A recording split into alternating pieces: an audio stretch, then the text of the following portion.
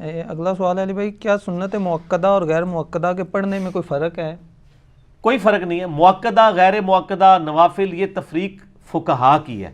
قرآن و حدیث میں دو ہی ٹرم ہیں، فرض عبادت اور نفلی عبادت. جو آپ نے ہمیشہ نفلی عبادت کی ہے اسے سنت مؤکدہ کہتے ہیں، تاکید کی گئی. وہ بخاری مسلم میں ہے، 4 ظہر سے پہلے، 2 ظہر کے بعد، 2 مغرب کے بعد، 2 عشاء کے بعد، 12. اور مسلم میں الفاظ ہیں کہ جو یہ 12 رکھتے پڑے گا اللہ تعالیٰ جنت میں اس کے لیے محل بنائے گا. یہ بخاری میں بھی ہے اور مسلم میں تو آگے الفاظ ہیں. وہ تبا تابی کہتے ہیں جب سے میں نے تابی سے سنا میں نے 12 رکھتے نہیں چھوڑی. تابی کہتا ہے جب سے میں نے ام حبیبہ حضور کی بیوی سے سنا میں نے کبھی یہ رکھتے نہیں چھوڑی ہیں. تو یہ ہوگی مؤکدہ. اور غیر مؤکدہ جو ہیں وہ ظہر کے 2 سنتوں کے بعد والی 2 رکھتے ہیں، عصر سے پہلے 4، عشاء سے پہلے تو جتنی مرضی پڑھیں، مغرب سے عشاء کے درمیان ثابت ہیں، جمعہ والے دن بھی آپ جتنی مرضی پڑھیں، بخاری مسلم میں ثابت ہے. کوئی فرق نہیں ہے. حنفیوں نے وہ فرق بنایا ہوا ہے کہ جی وہ تیسری پھر سبحانک اللہ سے شروع کرنی ہے. عام سنتوں کی طرح آپ پڑھیں. درمیان والا تشہد فرض میں بھی اور سنتوں میں بھی پورا بھی پڑھ سکتے ہیں، عبدو و رسولو تک بھی پڑھ سکتے ہیں. اسی طریقے سے فرض کی تیسری اور چوتھی رکعت میں سورت ملا بھی سکتے ہیں، بخاری مسلم میں ثابت ہے، چھوڑ بھی سکتے ہیں. اور یہی حال سنتوں کا بھی ہے. سنتوں کی بھی تیسری اور چوتھی رکعت میں اگر کوئی سورت ملانا چھوڑ دیتا ہے، صرف فاتحہ پڑھ لیتا ہے، تو سنت تو ہو جائے گی اس کی، کیونکہ فاتحہ کے بغیر نماز نہیں ہوتی. لیکن بہتر یہ ہے کہ وہ سنت مؤکدہ ہوں، غیر مؤکدہ ہوں، اسی طریقے سے پڑھے کہ ہر رکعت کی میں سورہ فاتحہ کے بعد سورت بھی ملائے، اور تشہد عبدو رسولو تک تو کم از کم پڑھے، اور پورا پڑھ لے تو زیادہ ثواب ہے. ٹھیک ہو گیا؟ دونوں طرح سے. یہ نہیں ہے کہ عبدو رسول کے بعد روشی پڑھ لے تو سجدہ صاحب واجب ہو جائے گا. یہ کہانی سنی نہیں ہے نا آپ نے؟ سجدہ صاحب پہ میرا مسئلہ 92 دیکھیں. اچھا اس کہانی میں رنگ کیسے بھرے ہیں انہوں نے؟ اے لطیفہ عرض کیا ہے یہ آپ نے لکھا تھا، ہم تو عرض کر کے نہ اس کی انجینئرنگ کرنے لگے ہیں.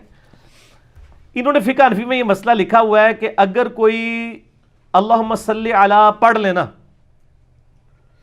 عبدو رسولو کے بعد تو اس میں سجدہ صاحب واجب نہیں ہے. اگر اس نے پڑھ دیا اللہم صلی علی محمد تو اب 3 لفظ ہو گئے، تو اب سجدہ صاحب کرے گا، کیونکہ اس وقت تو نہیں پڑھنا تھا اور پڑھ دیا.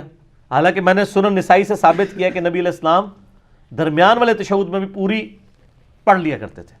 اچھا وہ کہتے ہیں جی ایک دفعہ امام حنیفہ رحمۃ اللہ علیہ کو نبی علیہ السلام کی زیارت ہوئی خواب میں.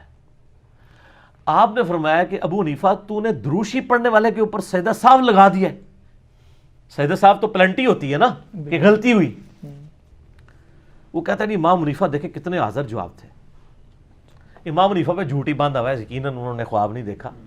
تو اب اگر میں مذاق اڑاؤں تو امام حنیفہ کا نہیں اڑا رہا ہوں گا، آپ کے واقعے کا اڑا رہا ہوں گا.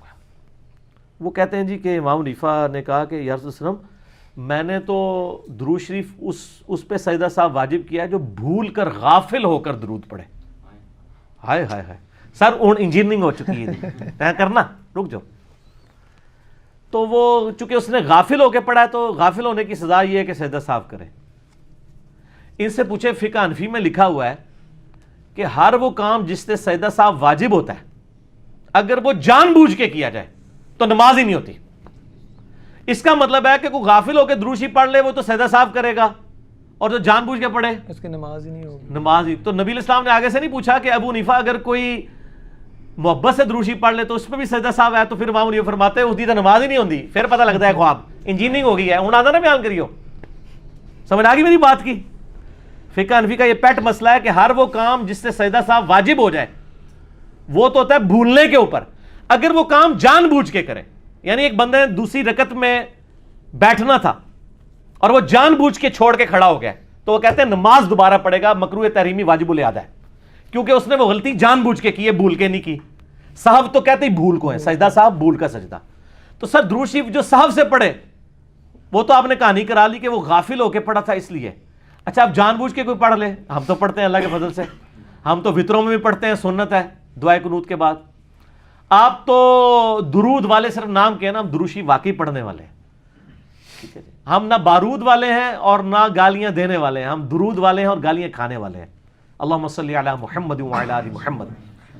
تو یہ انجینئرنگ ہو گئی ہے جی اب اس واقعے کی. اب اس واقعے کو آگے سے اب کچھ جوڑنا پڑے گا آپ کو، کیونکہ اس واقعے کے آگے اب لکھا ہوگا فٹ نوٹ کے اوپر کہ اگر یہ مسئلہ ہے تو پھر اے مسئلہ بھی حل کرو نا، کہ اگر جان بوجھ کے دروشی پڑھ لے تو پھر تو اس کی نماز افضل ہونی چاہیے، تو آپ کہیں گے وہ ہوگی ہی نہیں۔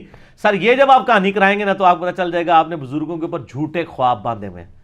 پھر غصہ میرے پہ نہ کھایا کریں سر، آپ کے اگر بزرگوں نے اس طرح کی ادھوری چیزیں دی ہیں جو بعد میں پکڑی گئی ہیں تو سر میرا تو قصور نہیں ہے، انہوں نے خود غلطی کی ہے، نہ وہ کرتے نہ پکڑی جاتے۔ اب قرآن حدیث میں دیکھیں ہر چیز بالکل ٹنا ٹن ہے، اس میں کوئی آپ جھول نہیں نکال سکتے۔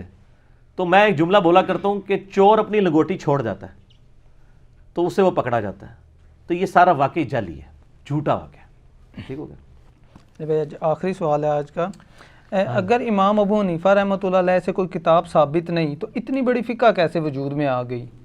اماموں کی تقلید کے حوالے سے کوئی اسپیشل لیکچر ہو تو وہ بھی بتا دیں۔ چلو مہربانی ہے، لیکچر ہی لے لو۔ مسئلہ نمبر 197 ہے میرا جی، 4 اماموں کی تقلید کا مسئلہ۔ اماموں کے نام کے اوپر یعنی ان کی علمی خدمات ہیں، انہوں نے میں نے کئی چیزیں ڈیوائز کی ہیں، ضروری نہیں ہوتا کہ کوئی کتاب لکھے گا تو اس کی فقہ آگے چلے گی۔ ہمیں کتاب والا مسئلہ تو ہم اس لیے کہتے ہیں کہ جب آپ ان کی طرف غلط بات منسوب کرتے ہیں تو ہم کہتے ہیں بتائیں انہوں نے کہاں لکھی ہے۔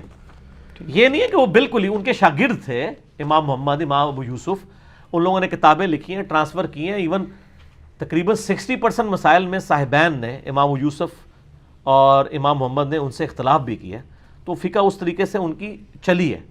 تبھی تو کتاب الرد علی ابی حنیفہ چیپٹر ہے مصنف ابن ابی شیبہ کا، ابو حنیفہ کے وہ مسئلے جو قرآن و سنت کے خلاف ہیں، اس زمانے میں ان کے خلاف چیپٹر لکھ دیا گیا ہے۔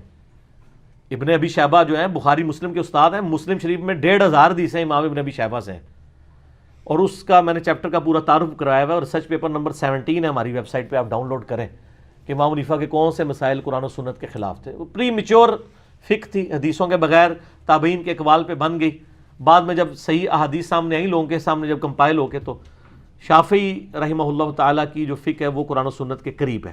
باقی مسئلہ 197 ہی دیکھ لیں، زیادہ یعنی اس پہ بات کرنے کی ضرورت نہیں ہے۔ میں آلریڈی ایک بڑا مینیجبل فارم میں لیکچر ہے، یہ میری زندگی کے بہترین لیکچرز میں سے ہے، جس میں نے ایچ ڈی کیمرے میں کئی ایک مثالیں دکھائی ہیں۔ 1.5 پونے 2 گھنٹے کا لیکچر ہے، 197 مسئلہ لکھیں، یوٹیوب پہ وہ لیکچر کھل جائے گا۔ ٹھیک ہے جی، جزاک اللہ خیر۔ اللہ تعالیٰ سے دعا ہے جو حق بات میں نے کہی اللہ تعالیٰ ہمارے دلوں میں راسخ فرمائے، اگر جذبات میں میرے منہ سے کوئی غلط بات نکل گئی اللہ تعالیٰ ہمارے دلوں سے معاف کر دے، ہمیں کتاب و سنت کی تعلیمات پر عمل کر کے دوسرے بھائیوں تک پہنچانے کی توفیق عطا فرمائے۔